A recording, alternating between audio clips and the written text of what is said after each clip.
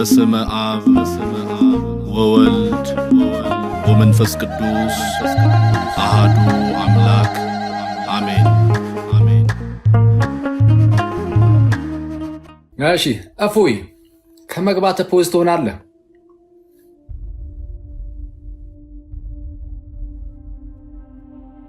አቃ ነው አፈን የተቃና ነው ሲጀመር ሰውዬ ፍታኝ። እኔም ማስደገፍ ያስፈልጋል። ጠረግ እንዳልልህ። ሰላም ናችሁ? ሁላችሁንም ሰላም ብያለሁ። ጋዲሳ ጋር ተገናኝተን አናውቅም። ከማን ነው? ከሌላ ከአቡ ጋር አንድ ቀን ተገናኝተና አፖስቶሊክ ተገናኝተናል ይመስለኛል።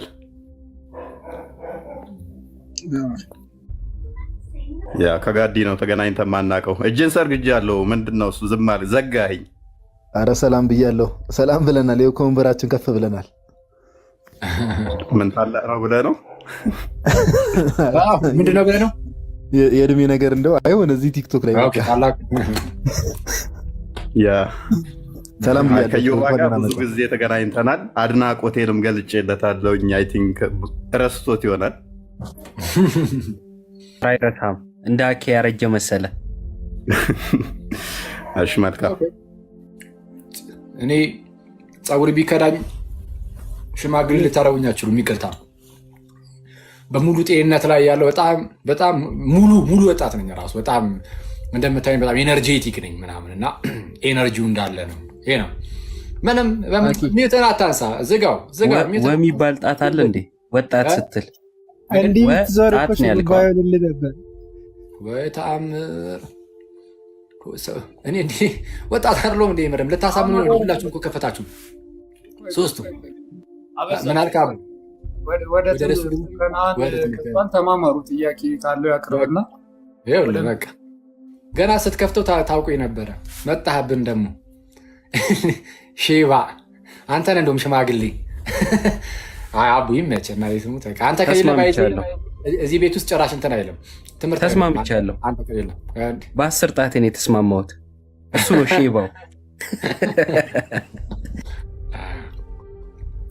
በቃ አቡና እኔ በጣም ማች እናደርጋለን። ባይዚ አንዳንዴ እኔ ለምሳሌ ዝም ብዬ ወሰድ ካደረገኝ ቀል ካበዛውኝ እሱ ወዲያውኑ ለካ መልሶኛል። ስለዛ የሆነ አብሮ እንደዚህ መሄድ አለበት። ለነገሩ እዚህ ውስጥ ሁሉም እንትን ነው፣ ምንም ቁም ነገር አዋቂ። እሺ አሁንም ልመለስ። ሊከፍት ነው ወይ ዲያቆ? በደንብ ነው ማች የምታደርጉት ከአቦ ጋር። እንዲህ ብትዞር እንዴት ራስ ወደ ታች ቢሆን ስሚስ ፀጉር ይሆንልህ ነበር። ባዶ ነው እያለ ነው አኪ። አራቶ ኖርማል ነው። እኔ ኮፍያ አድርጌ የምገባ ሰው ነኝ ካሁን በኋላ። እያለኝ ያለው ምንድን ነው? አገጭህና ጭንቅላትህ ቦታ ቢቀያየር ነው እያለኝ ያለው። ተረድቼዋለሁ። ምንም ችግር የለም። እኔ ብዬ ኮፍያ ማጥለቅ ብጀምር መላጣ አላለኝም። አኬ ተውኩኝ እኮ ኮፍያ ማጥለቅ። እፎይ አንተ ሊትራሊ መላጣ ነህ። መላጣ ገብቷል። ፀጉር ገብቷል ሳይሆን መላጣ ደግሞ አለው። ለሶስተኛ ለአራተኛ መላጣ ነህ። የምር እፎይ እኔንማ የምር እዚህ ጋር ያለችውን አሳድገህ እኮ ነው እንደዚህ አምጥተህ የለጠፍከው። በዚህ ልትሸውደኝ አትችልም። አትሸውደኝም። በዚህ እዚህ ጋር የበቀለለትን አንተ አምጥቶ እዚህ ጋር እንደዚህ ሸፍኖት በፍጹም አኪሊን ልትሸውድ አትችልም። ማኬ ለምንድን ነው የምትታገለው? እሷን ማምጣት መቻልክ? ብዙ በመውራት ኖርማል ነው። አመጣዋለሁ ከዚህ ጋር አመጣዋለሁ። አኬ ስሜታዊ ተቆጣችሁ። ወደ ርዕሱ እንሂድ አቡ። ወደ ርዕሱ እንሂድ አቡ። ወግድ ራሱ እኮ ፂምህን አይቶ እኮ ናፌ የተጣመመ የመሰለው። እኛ ቁጭ ብለን የመላጣዎችን ጭቅጭቅ መስማት ግዴታ አለብን? አሁን ወደ ርዕሱ ግቡ። እሺ አቡ ጥሎን እንዳይወጣ የምር እኔ ፈራሁኝ ራሱ። አይ ቅድም አንተና እፎይ ስትከራከሩ ሰው የሆነ ነገር አስታወሰ። ድሮ ኤሌመንታሪ ክፍል ህፃናት ስንተኛ 2፣ 3ኛ፣ 4ኛ ክፍል አካባቢ የሁለት መላጣዎች ወግም ይላል።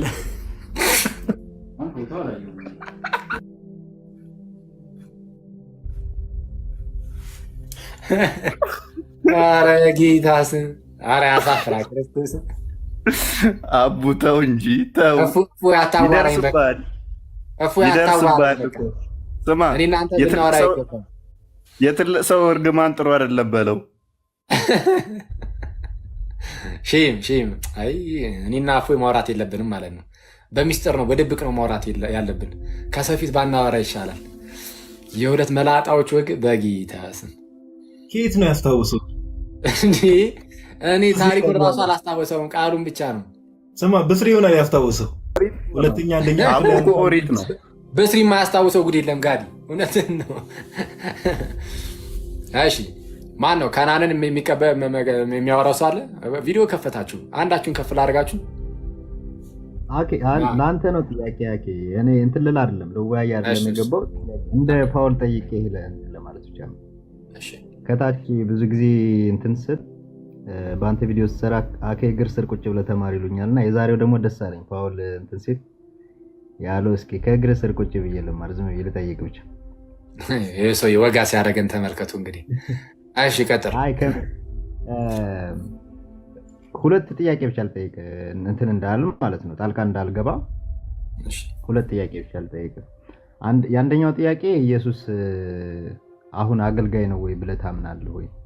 ለምሳሌ ዕብራውያን 8:2 ላይ ያለውን አሁን አገልጋይ ነው ይላል እሱ ጋር ያለውንና ሁለተኛው ደግሞ እዛው ዕብራውያን 1:3 ጋር ያለው ኃጢአታችንን ካስተሰረየ በኋላ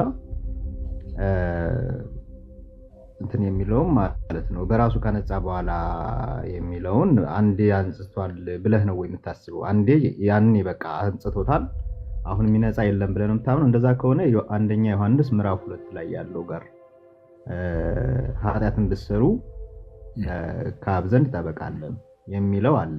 ስለዚህ እዛ ጋር እንዴት ታስታርቀዋለህ? አንዴ ነጽቷል ብለህ ካሰብክ ካልሆነ የሚለውን እነሱንና አንድ ብቻ ልጨምር፣ ሶስት ላርጋት እንዳትጎል። ሌላው ደግሞ ኢየሱስ መስቀል ላይ መስዋዕት አቀረበ ወይንስ መስዋዕት ሆነ? ምክንያቱም ዕብራውያን 9 ላይ በዚች ምድር ያልሆነች በሰው እጅ ባልተሰራች ቁጥር 11 ላይ በሰው እጅ ወዳልተሰራች ወደ እርሷ ወደ ሰማይ ገባ ይላል ለማቅረብ እና ኢየሱስ መስቀል ላይ መስዋዕት ሆነ ወይንስ መስዋዕት አቀረበ? በሰው እጅ ያልተሰራች የተባለች ወደ ሰማይ ገባ የተባለውን እሱ ጋር እንዴት ታስታርቀዋለህ ነው? ቴንክ ዩ። አዎ እሺ፣ ምንድነው ዕብራውያን 9 አይገርም? ቅድምም ፖልን ብዬው እንዴት ሳኔል ወደዛ። ኤኒዌይስ የመጀመሪያው ጥያቄ ኢየሱስ አሁን አገልጋይ ነው የሚለውን እንዴት ነው ትቀበላለህ ወይ የሚል ነው። ጌታችን ኢየሱስ አንተም እንደጠቀስከው ዕብራውያን ምዕራፍ 8 ላይ በአዲሱ መቅደስ ውስጥ አገልጋይ ነው ይላል። ስለዚህ አገልጋይ ነው የሚለው ምንም የሚጎረብጥ ነገር የለውም፣ ትክክለኛ ቃል ነው። አየህ ግን ሀሳቡን ግን መረዳት አለብን። አሁን አገልጋይ ነው ሲባል ልክ እንደ ብሉይ ኪዳን ሊቀ ካህናት ዕለት ዕለት የሚያገለግል አይነት ሆኖ አይደለም። እንደውም ኢየሱስን ከእነርሱ የሚለየውን በዚህ ነው። በነገራችን ላይ በዕለት ዕለት ማገልገልና ባለማገልገሉ ነው ትልቁ መለያው። እንደውም አንዱ የጳውሎስ ሊቀ ካህናት ሁሉ ዕለት ዕለት እያገለገለ እያለ ያስቀምጣል። እርሱ ግን ብሎ ደግሞ እሱን ያጥፈዋል ማለት በሱ ይለየዋል። ሌላ ክፍል ላይም ልክ እንደዚሁ እርሱም እንደነዚያ ሊቃነ ካህናት አስቀድሞ ስለ ራሱ ኃጢአት በኋላም ስለ ሕዝቡ ኃጢአት ዕለት ዕለት መስዋዕት ሊያቀርብ ያስፈልገውም ሲል አሁን ዕለት ዕለት ያለውን የካህናት አገልግሎት እሱ ነው እና እሱን አያደርገውም ኢየሱስ የሚል ነገርን ጳውሎስ በተደጋጋሚ ይነግረናል። ስለዚህ አሁን አገልጋይ ነው፣ አዎ፣ ግን በምን መልኩ የሚለውን ግን ማወቅ አለብን። አንድ ጊዜ ሰራና የክህነትን ስራ እሱን ግን ዘላለማዊ አድርጎ ነው ያስቀመጠው። በዘላለም ሁሉ ውስጥ ይሄ ነገር ፈንክሽናል የሚሆን ከሆነ የአገልግሎቱ አለ ብለን እናምናለን። ከዛ አንጻር ይህ ነገር ደግሞ የሚፈጸምበት ደግሞ ሳለ ማለት ኢንስትሩመንት አድርጎ የሚያስቀምጠው ነገር በምን በኩል ነው የሚያስቀምጠው? ለምሳሌ በአገልጋዮች በካህናቱ በኩል ያስቀምጠዋል፣ ያስተላልፈዋል ይህንን ነገር። ኦኬ ኢየሱስን አብ ላከው፣ እሱ ደግሞ እነሱ ሐዋርያትን ላከ። ለምሳሌ በሐዋርያት በኩል ይቀጥላል። ሐዋርያት ሰዎች የክርስቶስን ይህንን አገልግሎትን እንዲያገኙ ያደርጋል ማለት ነው። በእነርሱ በኩል ኢየሱስ ያገለግላል። አጥምቁ፣ አስተምሩ ይልና እኔ ከእናንተ ጋር ነኝ እንደሚለው። ስለዚህ ኢየሱስ ያገለግላል በቤተክርስቲያን ውስጥ። አሁንም በአዲሲቷ መቅደስ ውስጥ ኢየሱስ አሁንም አገልጋይ ተብሎ የሚጠራው ከዚህ አንጻር ነው። እንደ አዲስ የሚሰራው ነገር ኖሮ አይደለም፣ ራሱ ግን ቀጣይነት እንዲኖሩ ያደርገዋል እንጂ እንደ አዲስ ምንም የሚሰራው ነገር የለም። አገልጋይ ሲባል ከዛ አንጻር እናየው እንችላለን ነው። ተያያዥነት ያለው ግን ጥያቄ አለ። ሁለተኛው ጥያቄ ምንድነው? ተያያዥነት ስላለው ይህን እያጠናከርኩ ሄዳለሁ ማለት ነው። የመጀመሪያውን ጥያቄ እሱ ምን የሚል ነው? እንግራችን ቪዲዮ ውስጥ ካሜራ ውስጥ ገባ ትላል። እሺ ምንድን ነው ዕብራውያን ምዕራፍ 1 ቁጥር 3 ላይ ኃጢአታችንን በራሱ ካነጻ በኋላ በሰማያት በግርማው ቀኝ ተቀመጠ ይላል። ኦኬ ካነጻ በኋላ ከሆነ የተቀመጠው እና በቃ እሱን በቃ አንጽቷል፣ የማንጻት ነገር በቃ አልቋል፣ አክትሟል የምትል ከሆነ በኋላ ደግሞ አንደኛ ዮሐንስ መልእክት ምዕራፍ 2 ላይ እኮ ኃጢአትን ብታደርጉ ከአብ ዘንድ ጠበቃ አለን እርሱም ጻድቅ የሆነው ክርስቶስ ኢየሱስ ነው ይላል። ስለዚህ አሁንም እኮ ማንጻት አለ። ታዲያ እሱ እንዴት ይታረቃል የሚል ነገር ነው እንግዲህ ካኑ የጠየቀን። ምንድን ነው ዕብራውያን ምዕራፍ 1 ቁጥር 3 ላይ ኃጢአታችንን በራሱ ካነጻ በኋላ በሰማያት በግርማው ቀኝ ተቀመጠ ስላለ የማንጻትን አገልግሎት ሰርቶ ጨርሶታል። ታዲያ አሁን ምንድን ነው የማንጻት ታዲያ አሁን ያለው ይሄ እያነጻን ስለሆነ ይሄ እንዴት ይታያል ከተባለ ያን የማንጻትን ስራ ሰርቶ የለም እሱ ነው የምታገኘው እንጂ ሌላ የለም። አየው ለዛ ነው አንደኛ ዮሐንስ መልእክት ምዕራፍ 2 ቁጥር 1 ላይ አሁን አንተ የጠቀስከው ላይ ማለት ነው ኃጢአትን እንዳታደርጉ እጽፍላችኋለሁ ካለ በኋላ ኃጢአትን ብታደርጉ ግን ከአብ ዘንድ ጠበቃ አለን እርሱም ጻድቅ የሆነ ክርስቶስ ኢየሱስ ነው ይልና እርሱም የኃጢአታችን ማስተሰሪያ ነው። የኃጢአታችን ብቻ አይደለም የዓለም ሁሉ ኃጢአት እንጂ ይላል። የዓለም ሁሉ ኃጢአት ማሰሪያ የሆነው መቼ ነው? በመስቀል ላይ ያኔ የሰራው እርሱ አሁንም ድረስ ላለው ኃጢአት ማስተሰሪያ ይሆናል። ኦኬ ጌታችን ኢየሱስ ያኔ የሞተው ሞት ለማንኛውም ሰው ይሆናል አይደል? አሁን ላይ ድጋሚ መሞት ሳይጠበቅበት አሁን ላይ ማንኛውም ሰው ለሚያምን ሰው ሁሉ ኦኬ ለሚጠመቅ ሰው ሁሉ ሞቱን ያገኝበታል። በደሙ የነጻ ይገባል፣ ወደ አብ ይቀርባል። በክርስቶስ ስራ ወደ አብ መቅረብ አለው። ሰው ወደ አብ ይቀርባል። ልክ እንደዚህ ሁሉ ኃጢአትን ስንሰራ ከኃጢአታችን ደግሞ ስርየትን የምናገኘው ንስሐ ስንገባ ሆኖ ንስሐ ስንገባ የልጁ የኢየሱስ ክርስቶስ ደም ከኃጢአት ሁሉ ያነጻል ነው የሚለው ምዕራፍ 1 ላይ በጣም ተያያዥነት አለ አይገርም? ምዕራፍ 1 ላይ የልጁም የኢየሱስ ክርስቶስ ደም ነው ከኃጢአት ያነጻናል ያለው። አሁን ላይ ሌላ አዲስ ታሪክ አይደለም። ያን ይሁን በዕለተ ዓርብ የፈሰሰው ደም ፈንክሽ አክቲቭ ነው፣ አሁን ድረስ ይሰራል። ስለዛ እሱ ይህንን ስራ ሲሰራ ይኖራል ነው። ስለዛ ዕብራውያን ምዕራፍ 1 እና አንደኛ ዮሐንስ መልእክት አይጣሉም ማለት ነው። ዕብራውያን ምዕራፍ 1 ላይ ኃጢአታችንን በራሱ ከነጻ በኋላ በሰማያት በግርማው ቀኝ ተቀመጠ አለ። ስለዛ ሁሉን ነገር ጨርሶ ተፈጸመ ብሎ ፈጽሞት በአባቱ ቀኝ ተቀመጠ እና ያኔ ፈጽሞ የሰራውን ስራ ደግሞ እኛ አሁን ደግሞ በተለያየ ጊዜ እናገኘዋለን። በተለያየ ጊዜ እኛን የምናገኘው እንጂ እሱማ ፈጽሞ ጨርሶታል። በሱ ሳይድ አለቀ። በእኛ ሳይድ ግን ሰዎች በተነሱ ቁጥር ኃጢአትንም በሰሩ ቁጥር ምናምን ይጠቀሙታል ነው። ሶስተኛው ጥያቄ ምን ነበረ? ሶስተኛው ጥያቄ ያወረሷት። ኦኬ ሶስተኛው ጥያቄ ምን መሰለ? ኢየሱስ ክርስቶስ በመስቀል ላይ መስዋዕት ነው የሆነው? መስዋዕት ነው ያቀረበው? መስዋዕት ሆነ ወይስ መስዋዕት አድርጎ ራሱን ያቀረበ የሚል ነው አይደለ? እና ምዕራፍ 9 ጋር ያለው ጋር ተያይዞ እንደዚህ ይላል፣ ደሙን ይዞ ወደ ሰማይ ገባ። አሁን ኢየሱስ መስዋዕት ሆነ ወይስ መስዋዕት አድርጎ ራሱን አቀረበ በመስቀል ላይ? ሁለቱም ይባላል። መስዋዕት የሆነው መስዋዕት አድርጎ ራሱን ስላቀረበ ነው። ጌታችን ኢየሱስ በመስቀል ላይ መስዋዕት የሆነው መስዋዕት አድርጎ ራሱንም ስላቀረበ ጭምር ነው የሚል ነገር ነው የምናነሳው። እሱን ላሳያችሁ እዚህ ዕብራውያን ላይ ምዕራፍ 7 እና ምዕራፍ 9ን ምዕራፍ 10ንም አያይዘን ማየት እንችላለን። ቀላል ነው። ከምዕራፍ 9 ሊጀምር እሱ ምዕራፍ 9 ስለጠየቀ ከኑ ምዕራፍ 9 ላይ እንዲህ የሚል ቃል ስላለ ነው አሁን ጥያቄው ነው። እሺ እንግዲህ በሰማያት ያሉትን የሚመስለው ነገር እሺ በዚህ ሊነጻ እንጂ በሰማያት ያሉት ራሳቸው ከእርሱ ይልቅ በሚበልጥ መስዋዕት ሊነጹ የግድ ነበር። እሺ ክርስቶስ በእጅ ወደ ተሰራች የእውነተኛይቱ ምሳሌ ወደምትሆን ቅድስት አልገባምና ማለት የገባው በእጅ ወደ ተሰራችው ለእውነተኛይቱ ምሳሌ ወደምትሆን ወደዛች ቅድስት አይደለም የገባው፣ የሌዋውያን ካህናት ወደሚገቡባት ማለት ነው። ወደዛ አይደለም የገባው ነው፣ ወደዛ አልገባም። እሺ ነገር ግን በእግዚአብሔር ፊት ስለኛ አሁን ይታይ ዘንድ ወደ እርሷ ወደ ሰማይ ገባ። አየ ወደ ማን ገባ? ወደ እርሷ ወደ ሰማይ ገባ። ወደ ሰማይ ገባ ይልና ሊቀ ካህናትም በየዓመቱ የሌላውን ደም ይዞ ወደ ቅድስት እንደሚገባ ራሱን ብዙ ጊዜ ሊያቀርብ አልገባም። ራሱን ብዙ ጊዜ ሊያቀርብ አልገባም። ስንት ጊዜ ሊያቀርብ ነው የገባው? አንድ ጊዜ። አሁንም እየቀረበ ነው ያለው ኢየሱስ። አሁንም ኢየሱስ ራሱን እያቀረበ ነው እያቀረበ ነው እየኖረ ያለው። ኦፍኮርስ እንደዛ ሊሆን አይችልም፣ አንዴ ብቻ ነው የሚለው። ስለዛ መታየት የሚለውን አሁንም ድረስ እየታየ ነው ስለሚባል ከማቅረብ ጋር መታየትን አያይዘን ከዛ በኋላ ሄዶ እንደ አሁን የሄደው እዛ አሁን እንግዲህ በአባቱ ቀኝ ከሆነም እዛ ከሆነ እየታየ ያለው ምንድነው? ወዴት ይመራል? ይሄኛው ሙሉ በሙሉ የዕብራውያን መልእክትን የሚያፈርስ ይሆናል። በምን መልኩ? እያቀረበ አሁንም ድረስ ቀጥሏል ስለሚያስብል ምንድን የሚለው ቁጥር 25 ላይ ወደ እርሷ ሊታይ ገብቷል ነው የሚለው። መታየት ማቅረብ ነው።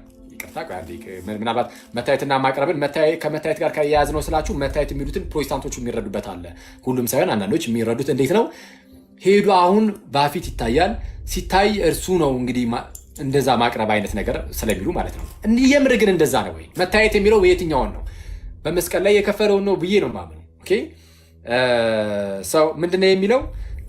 ሊቀ ካህናትም ከላይ ጀምሮ ሳነብ ቆይ አስቀድሜ፣ ነገር ግን በእግዚአብሔር ፊት ስለኛ አሁን ይታይ ዘንድ ወደ እርሷ ወደ ሰማይ ገባ የምትለዋን ቃል እንዳትረሱ።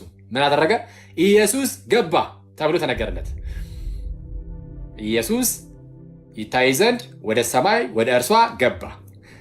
ይህንን ሲያብራራው ቁጥር 25 ላይ ምን ይላል? ሊቀ ካህናትም በየዓመቱ የሌላውን ደም ወደ ቅድስት ይዞ እንደሚገባ ኢየሱስ ገባ ነበር የተባለው። ሊቀ ካህናትም ደግሞ በየዓመቱ የሌላውን ደም ይዞ ወደ ቅድስት እንደሚገባ እሺ፣ ራሱን ብዙ ጊዜ ሊያቀርብ አልገባም። የገባውን ለማቅረብ ነው፣ ራሱን ለማቅረብ። ስለዚህ ኢየሱስ አልጨረስም፣ ካረገ በኋላ ነው ራሱን ያቀረበው እንጂ እዚህ ሆኖ ስለኛ ራሱን አላቀረበም ያስብላል። ያኛው የፕሮቴስታንቱ እይታ ማለት ነው። ኢየሱስ ራሱን ያቀረበው ለማቅረብ የገባው መስቀል ላይ ነው። መስቀል ስንል መስቀል ብቻ ማለታችን አይደለም። መስቀል በቤተክርስቲያን ማዕከል ላይ ያለ ነው። ኦኬ፣ በቤተክርስቲያን ማዕከል ላይ ያለ ነው። ስለዛ ቸርችን እናስባለን። ሰማይ የሚላት ቸርችንም ጨምር ነው። ጆርጅ ሊዮ ሃይዶክ የተባለ አንድ እውቅ ካቶሊክ ምሁርም ቸርች ብሎ ያስቀምጣል እና ቅዱስ ዮሐንስ አፈወርቅ ምናምን ያጣቅሳል። አንዳንድ አባቶችን ያጣቅስና ቸርች ይላል። ሰው ቸርች ቤተክርስቲያን ይልና መስቀል በሷ መካከል ላይ ስለሆነ ወደ እርሷ ገባ። ስለዚህ እኛም ወደ እርሱ መግባት አለን ማለት ነው። ስለዚህ ወደ ጌታ መንግስት ገባን፣ ይኸው ወደ ፍቅሩ ልጅ መንግስት አፈለሰን እንዲል ምናልባት ሰፊ ማብራሪያ ከዚህ በፊት ሰጥቻለሁ። ምዕራፍ 7፣ 8፣ 9 ያብራራውበትን ይሁ። ግን እዚሁ ጋር አጭር ነገር ግን ላስቀምጥ። እዚህ ጋር ልትይዙ የሚገባው ቁልፍ ነገር ይሄ ነው። የቱ? ራሱን ብዙ ጊዜ ሊያቀርብ አልገባም የሚለው ላይ። ስለዚህ የገባው ብዙ ጊዜ ሊያቀርብ ካልሆነ አሁን ድረስ እያቀረበ አይደለም ያስብላል። እንደነሱ አባባል ብንሄድ ራሱ እንደ ፕሮቴስታንት ወንድሞቻችን አባባል ብንሄድ ራሱ አሁንም ድረስ ኢየሱስ ራሱን እያቀረበ አይደለም፣ ካልሆነ ራሱ እየታየ አይደለም ማለት ነው ያስብላል። መታየት መስዋዕት አድርጎ ራስን ማቅረብ ነው። እሱም በመስቀል ላይ የተፈጸመ ነው። እሱ ግን ዘላለማዊ ሆኖ ተቀምጧል። እሱን የምንረዳው በምንድን ነው? ራስን ማቅረብ ስለምንድን ነው? ለምሳሌ ይህንን ልጠይቀህ፣ ማቅረብ የሚለው ስለምን የሚፈጸም ነገር ነው? ስለ ኃጢአት ነው ወይስ ስለሌላ ነገር? ስለ ኃጢአት። አዎ ስለ ኃጢአት ነው። እዚሁ ጋር ቁጥር 25 ላይ ራሱ ሊቀ ካህናትም በየዕለቱ የሌላውን ደም ይዞ ወደ ቅድስት እንደሚገባ ሲል ስለማን ነው? ስለ ራሱና ስለ ሕዝቡ ኃጢአት ነው። ዕብራውያን ምዕራፍ 7 ቁጥር 27 ላይ እንዳነበብ ነው። ማቅረብ ያለው ስለ ኃጢአት ነው። ከኃጢአት ጋር ተያይዞ ደግሞ ኢየሱስ ወደ ላይ ከማድረጉ በፊት ነው የጨረሰው። ዕብራውያን ምዕራፍ 1 ቁጥር 3 ላይ ምን እንደሚለው ኃጢአታችንን በራሱ ካነጻ በኋላ በሰማያት በግርማው ቀኝ የተቀመጠ ስለሚል። ዕብራውያን ምዕራፍ 10 ላይ ደግሞ ምን ይላል? ቁጥር 12 ላይ እርሱ ግን ስለ ኃጢአት አንድን መስዋዕት ለዘላለም ካቀረበ በኋላ በሰማያት በግርማው ቀኝ የተቀመጠ። አየህ፣ መስዋዕትን ምን ካደረገ በኋላ ካቀረበ። መስዋዕት መሆን ራስን ማቅረብ ተመሳይ ነው። ይኸው መስዋዕትን አቀረበ ይላል። መስዋዕት ሆነ፣ ምንም ልዩነት አይኖረውም። ስለዛ ከኃጢአት ማሰሪያው በኋላ ተፈጸመ ካለ በኋላ ከጨረሰ በኋላ ነው ሄደው እና ማቅረብ የሚለው ጽንሰ ሀሳብ ያለው ምን ላይ ነው ማለት ነው? ከመስዋዕት ጋር የሚያዝ ነው። ለዛ ነው አሁን እዛው ጋር ዕብራውያን 9 ላይ ደግሞ ሊቀጥል እሺ፣ ሊቀ ካህናትም በየዓመቱ የሌላውን ደም ይዞ ወደ ቅድስት እንደሚገባ ራሱን ብዙ ጊዜ ሊያቀርብ አልገባም ይልና እንዲህ ቢሆንማ አለ፣ ብዙ ጊዜ ማቅረብ ቢኖርበት ማለት ነው። እንዲህ ቢሆንማ አለ፣ እሺ፣ ዓለም ከተፈጠረ ጀምሮ ብዙ ጊዜ መከራ ሊቀበል ባስፈለገው ነበር። ስለምን እያወራ ነው? ማቅረብን ከመከራው ጋር አገናኘ። አያችሁ፣ ማቅረብን ከመከራው ጋር አገናኘ። ሊቀበል ባስፈለገው ነበር። አሁን ግን በዓለም ፍጻሜ እሺ፣ ራሱን ምን በማለት በመሰዋት ራሱን በመሰዋት ኃጢአትን ሊሽር አንድ ጊዜ ተገልጧል። ኃጢአትን ሊሽር ምን አደረገ? ራሱን ሰዋ። አየህ፣ አንድ ጊዜ አለ። ብዙ ጊዜ ሊያቀርብ አልገባም ነበር ያለን። ስለዚህ ምኑ ነው? መስዋዕት መሆኑ ራሱ መከራ መቀበሉን የሚያሳይ። መከራ ተቀብሎ አንድ ጊዜ ራሱን መስዋዕት አድርጎ አቀረበ። ሰው መስዋዕት ቢሆንም መስዋዕት አድርጎ ራሱ ማቀረብ መታየትም በቃ ራሱ መታየት በራሱ መስዋዕትነቱን የሚያሳይ እንጂ ሌላ እንዳልሆነ ልብ ይለዋል። ይሄ ግን ዘላለማዊ ስለሆነ በዘላለም ሁሉ ውስጥ አክቲቭ ሆኖ ይኖራል እና ከዛ አንጻር የሚታይ ነው። እንግዲህ ብዙ ሳላስረዝም በጥቂቱ ፎርሞር ግን ለበለጠ ግን ለሌሎቻችሁም ዕብራውያን ምዕራፍ 7 ምዕራፍ 8 ምዕራፍ 9 ከቅድም ጀምሮ ስነግራችሁ ነበር። ቨርስ ባይ ቨርስ ነው ያብራራ ነው እያንዳንዱን ጥቅስ። ስለዛ እሱን ገብታችሁ ደግሞ እዩ። እግዚአብሔር ቢፈቅድልን ብንኖር ደግሞ ዕብራውያን ሙሉን እንማማራለን። ከዕብራውያን በፊት ማስቀደመው የመጽሐፍ ቅዱስ ጥናት ከጀመርን በቅርቡ ሮሜን ነው። ሮሜና ገላትያን እና ዮሐንስ ወንጌልን ሶስቱን አስቀድምና ወደ ዕብራውያን አልፋለሁ። እግዚአብሔር እንዲረዳኝ እናንተ ጸልዩልኝ እና እንደዛ እናደርጋለን። እሺ ከናን ምናልባት እንግዲህ መልሼልህ ከሆነ ካልሆነም እዚሁ ላይ ተንተርሰህ የምታነሳው ጥያቄ ካለ እድል ሰጠህና አንድ ጊዜ ከዛን ወደ ሌላ ሰው ደግሞ እንሄዳለን ማለት ነው። ኦኬ ቴንክ ዩ አክሊል፣ በጣም አሪፍ አድርገህ ነው ያብራራው።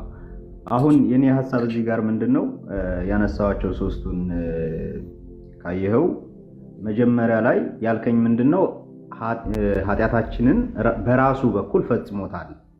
አሁን በእኛ በኩል ደግሞ በራሱ በኩል ሙሉ አድርጓል ፈጽሞታል። በእኛ ደግሞ በንስሐ ስንመለስ ኃጢአታችንን ያነጻናል። ደግሞ ያን እናገኘዋለን ማለት ነው። በክርስቶስ የተሰራውን እናገኘዋለን። እሱን የመለስክልኝ። ከዛ ሁለተኛው ጋር ደግሞ የመለስክልኝ ምንድነው? ሁለተኛው የራሴን ጥያቄ ረሳሁት። አይገርምም? ሁለተኛው ጥያቄ ይሄኛው የሁለተኛው ነው መሰለኝ አሁን ያልከው የመጀመሪያው አንተ ሰውዬ ከመለስኩኝ አይበቃም? አገልጋይ ነው ወይ? ኦኬ የመጀመሪያው እሱኛው ነው። አገልጋይ ነው ወይ የሚለውን አገልግሎቱን ይሄንን ኃጢአትን ማስተሰረይን ከመቀበል ጋር አያይዘህ ነው የመለስክልኝ። በሐዋርያት በኩል የቀጠለውን ስራ የራሱ የክርስቶስ ስራ ነው። ልክ እንደዚህ እንደሚሉት ማለት ነው። ሁለተኛ ቆሮንቶስ ምዕራፍ 5 ቁጥር ስነግሮ ነበር ለፖልም ምንድነው ከእግዚአብሔር ጋር ታረቁ ብለን እንለምናለን የሚለው ላይ ማለት ነው። ስለ ክርስቶስ መልእክተኞች ነን የሚለው ላይ እግዚአብሔር በእኛ እንደሚማልድ ብለው አይደል የሚናገሩት? እግዚአብሔር በክርስቶስ በኩል ሲማልድ ነበረ ህዝቡን ወደ እርሱ ለመጥራት። አሁን ደግሞ ክርስቶስ ሄደ፣ በማን በኩል ይቀጥላል? የክርስቶስ የተሰራው ስራ ስላለ በሐዋርያት በኩል ይቀጥላል ማለት ነው አገልግሎቱ። በዚህ ሁሉ ውስጥ ግን ኢየሱስ አገልጋይ ነው። ስቲል ከእነርሱ ጋር አብሮ አለ ማለት ነው። ብቻቸውን አይደለም። ሰው ብቻውን ሆኖ አይሰራም። ኢየሱስ አብሮ አለ። ግን አዲስ የሆነ የኃጢአት ማሰሪያ ነገሮች ምናምን የሚሰራ ሆኖ ሳይሆን ራሱ አክቲቭ ሆኖ እንዲኖር ያደርጓል ነው። በጣም እሱ ጋር ባሪፉ እኔም በመስማማበት ሁኔታ ነው የመለስክልኝ። ለመሟገት እዚህ ጋር እንትን ለማለት ማርል ባክ ኤንድ ፎርዝ ለማለት ማርል የሚገባውት። ከዛ በሶስተኛው ጋር ስትመጣ ማቅረብና መስዋዕት መሆን አንድ ነው ብለኸኛል።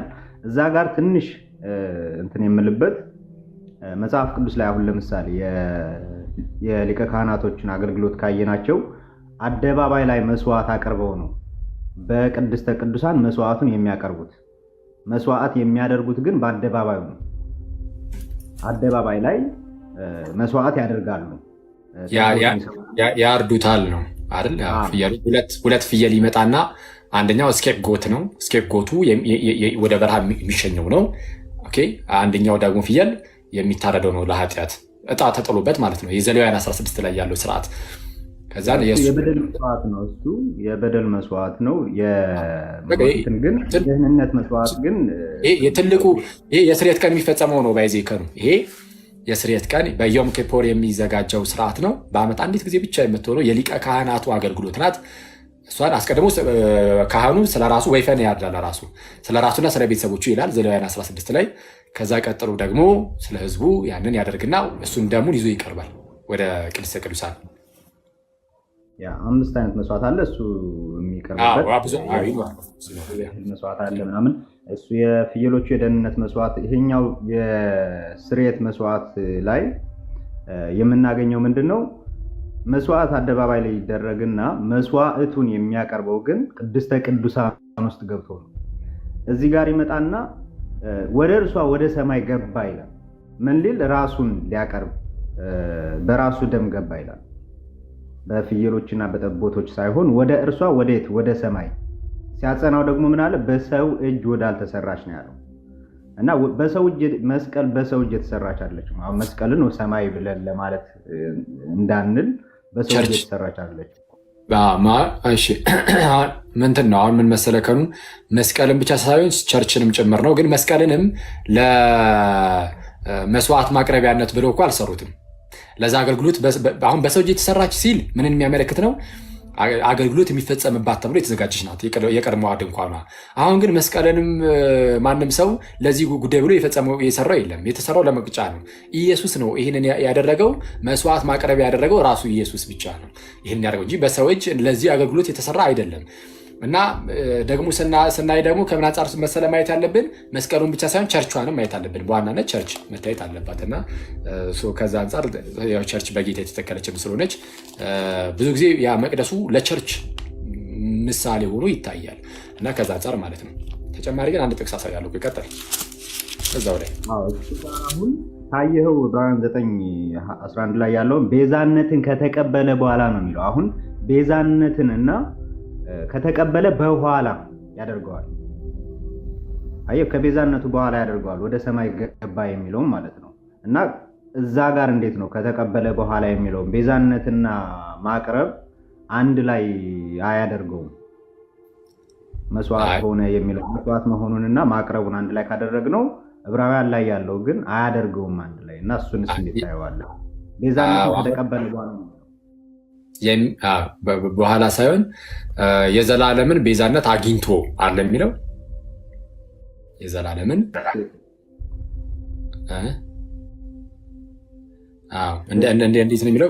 ላምብና ዕብራውያን ምዕራፍ እዚሁ 9 ላይ ዕብራውያን ምዕራፍ 9 ቁጥር 12 ላይ 11 ላይ ነገር ግን ክርስቶስ ይመጣ ዘንድ ላለው መልካም ነገር ሊቀ ካህናት ሆኖ በምትበልጠውና በምትሻለው በእጆችም ባልሰራች ማለት ለዚህ ፍጥረት ባልሆነች በእጅ ያልተሰራች ማለት ለዚህ ፍጥረት ያልሆነች ማለት ነው።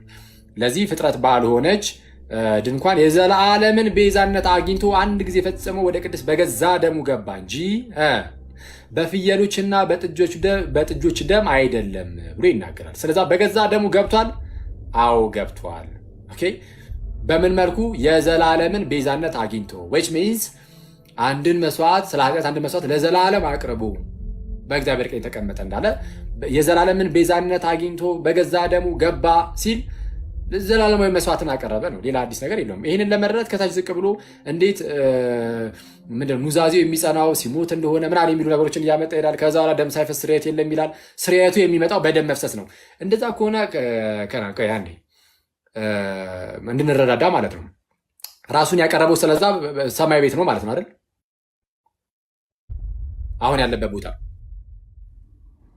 እኔ በዛ መልኩ ነው ማየው። አሁንም ራሱን እያቀረበ ነው ያለው ኢየሱስ ኖ አንዴ ያቀርቧል። አንዴ ባቀረበው ለዘላለም እየታየ ይኖራል። ማቅረብና መታየት አንድ አይደለም። ያቀረበው ለዘላለም ይታያል። ኩስ እሺ፣ ማቅረብና መታየት አንድ ነው አይደለም? ማቅረብ መታየት ነው። ልክ ነህ። አሁን እንደ አዲስ ማቅረብ ግን አይደለም። አሁን እንደ አዲስ መታየት ከሆነ ያቀረበው አሁን ለምሳሌ ለዘላለም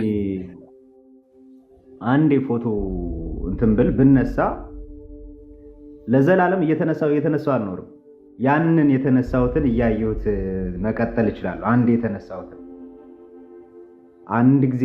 ነገር ግን አሁን ሁል ጊዜ ያንን ፎቶ ባየው ቁጥር እየተነሳሁ ነው ማለት አይደለም። ምሳሌ ነው። ያው ምሳሌ ፍጹም አይደለም። ኤግዛክት ሴም እንትን አድርገህ እንዳትወስደው።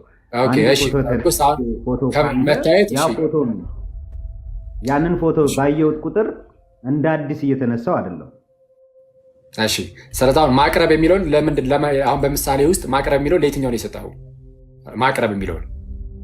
ማቅረብ የሚለውን ወደ ሰማይ በገባ ምሳሌ ላይ ፎቶ መነሳትና ማየት ማቅረብ የሚለውን መነሳት፣ መታየት የሚለውን ደግሞ ዝም ብሎ እንደዚህ በአይን ማየት።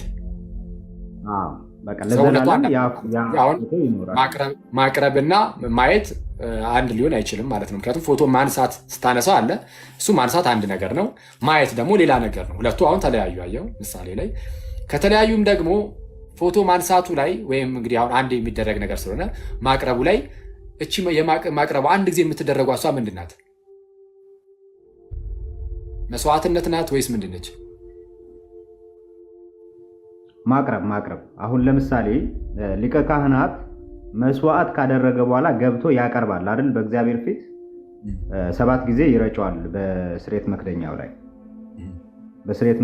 ላይ ይረጨዋል። ያን አንድ ጊዜ የረጨው ለዓመት ሌላ ዮም ካፑር እስኪመጣ ድረስ ያ ነው እንደ ስርየት ሆኖ የሚያገለግል። ከዛ በዓመቱ ደግሞ ሌላ ማቅረብ ያስፈልጋቸዋል። እሱማ አሁን እኔ የምለው ምንድነው ኢየሱስ ሁሉም በሁሉ አድርጎታል። ኦኬ መስዋዕት አድርጎ በቃ ራሱን አቀረበው፣ መስዋዕት አደረገው፣ እዛ አቀረበው ነው እኔ እያልኩ ያሉት። አሁን አንተ የምትለው ደግሞ ማቅረብ የሚለው ከመታየት ጋር የሚሄድ ነው ካልክ ከናን አሁን ድረስ እየታየ ነው ካልክ አሁን ድረስ እያቀረበ ነው ማለት ነው። ማቅረብና መታየት አንድ ከሆነ የሚለውም መታየትን ከማቅረብ ጋር ነው ያገናኘው። በነገራችን ላይ መታየትን ዕብራውያን 9 ላይ ቁጥር 24 እና 25 ስታየው መታየትን ከማቅረብ ጋር ነው ያገናኘው። ኦኬ ሰው እየታየ ይኖራል ካልን ራሱን እያቀረበ ይኖራል እያለ ነው። መታየት ማቅረቡ እኔ ማቅረብን የማየው ሞቶ እንደገና እያረገ ቢሄድ ወደ ሰማይ ቢሄድ እንደገና መጥቶ ሞቶ እንደገና ቢሄድ እንዳዲስ መጥቶ ወደ ምድር መጥቶ እንደገና ኦኬ አልሰማም። እስቲ አይ አንዴ ሞቶ ወደ ሰማይ ማድረግ ነው ማቅረብ ኖ ወደ ሰማይ እንደገና ሄዶ ወደ ሰማይ ገባ ይላል አይደል? ወደ ሰማይ እንደገና ሄዶ ቢያቀርብ ከዛ ደግሞ ተመልሶ እንደገና ሞቶ እንደገና ተመልሶ ቢያቀርብ እንደ አዲስ እሱን ማቅረብ ብለዋለሁ ደጋግሞ። ወደ ሰማይ እንደገና ቢገባ አሁንም መጥቶ ቢያቀርብ ከዛ እንደገና ወደ ሰማይ ቢገባ በአብ ፊት አሁንም ተመልሶ እየሞተ እሱን ማቅረብ ብለዋለሁ እንደ አዲስ። ነገር ግን ያ አይደለም እየተመላለሰ ማለት ለዘላለም በቃ ብዙ ጊዜ መሞት ቢያስፈልገው ኖሮ ማለት ነው እሱ። እሺ እንደዚህ ስለዚህ አሁን ያንተ አባባል ሰማይ ላይ ሄዶ ያቀርባል ከዛን ይመጣል ከዛ ደግሞ ሄዶ ያቀርባል እንደዛ እያልኩኝ አይደለም ማለት። ስለዚህ ምንድነው ወደ ሰማይ ይሄድና እዛ እያቀረበ ይኖራል ቢባልስ እዛው እያቀረበ ይኖራልም አይደለም እያቀረበ እንዳዲስ ማለት ነው። እያቀረበ ካልኖረ ታዲያ ምን እያደረገ ነው የሚኖረው? እየታየ የሚለው እኮ እያቀረበ ነው የሚኖረው። አንድ ጊዜ ያቀረበው ለዘላለም ይታያል። አንድ ጊዜ ያቀረበው። እሺ ኢየሱስ አሁን እያቀረበ ነው ያለው? ኖ እያቀረበ አይደለም። አንድ ጊዜ ያቀረበው ኢየሱስ አሁን እያቀረበ አይደለም። መቼ ነው ያቀረበው? አንዴ ያቀረበው ለዘላለም ይታያል። መቼ ነው ያቀረበው? ለዘላለም የሚሆነው እሱ መቼ ነው? አንዴ ያቀረበው ወደ ሰማይ ሲገባ አቀረበ፣ ጨረሰ።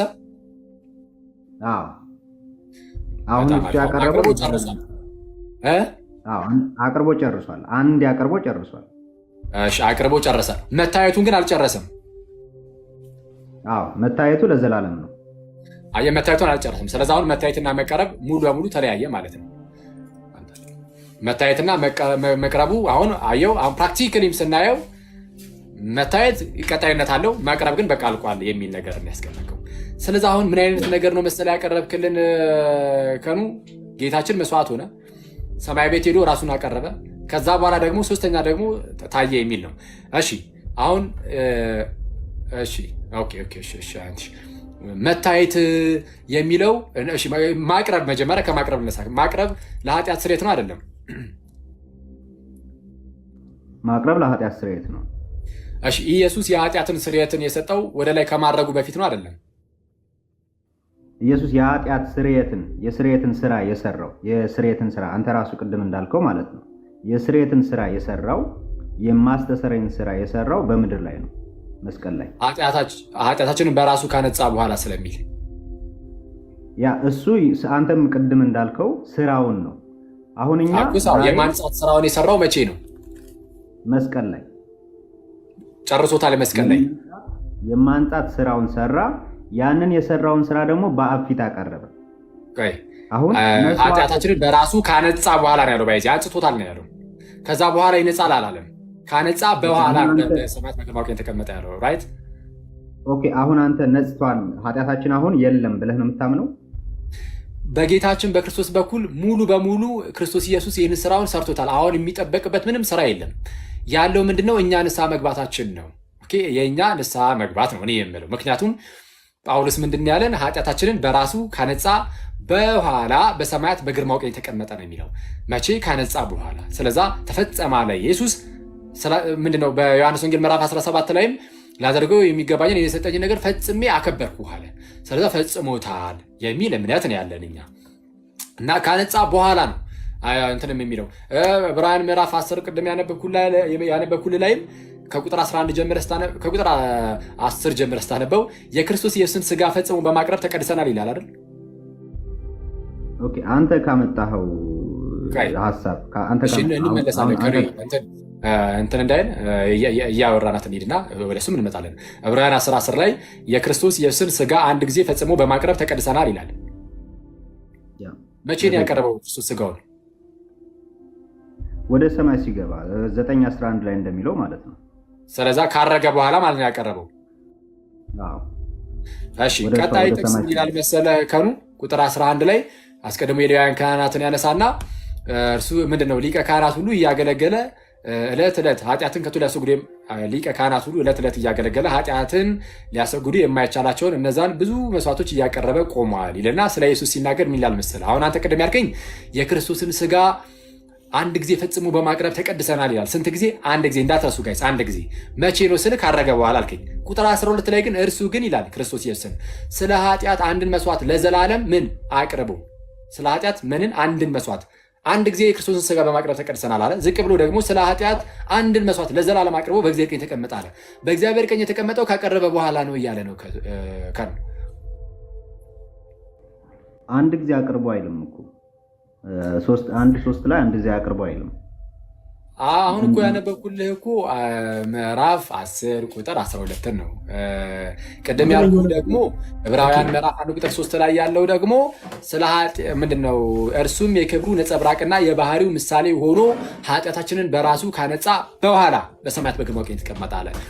ኃጢአታችንን በራሱ ምን ካነጻ በኋላ የልጁ የኢየሱስ ክርስቶስ ደም ከኃጢአት ሁሉ ያነጻናል ነው የሚለው አንደኛ ዮሐንስ ላይ እንደሆነ ደሙ ነው የሚያነጻው። ስለዛ ደሙ ነው ሁሌም ዕለተ ዓርብን ነው የምናስበው።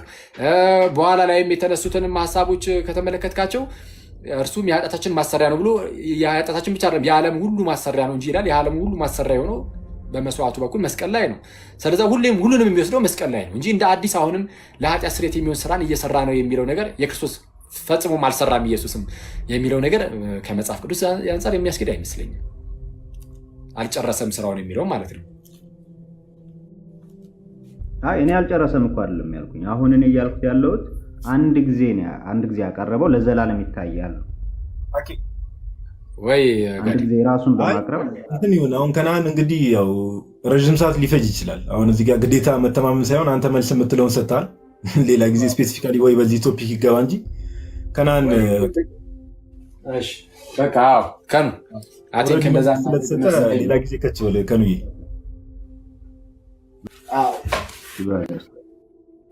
ሌላ ጊዜ ነው በቃ። እናመሰግናለን ከነዓን። ያው እንትን ነው ባኬን ፎርዚ በዛውና ሰዓቱ በቃ በዛው ነው የሚያልቀውና በቂ ነው። አሁን እንትን እንዳይልም ዝም ብሎ መመላለስ ብቻም እንዳይሆን ትክክል። እንግዲህ አሁን እስቲ ኦኬ ወጣ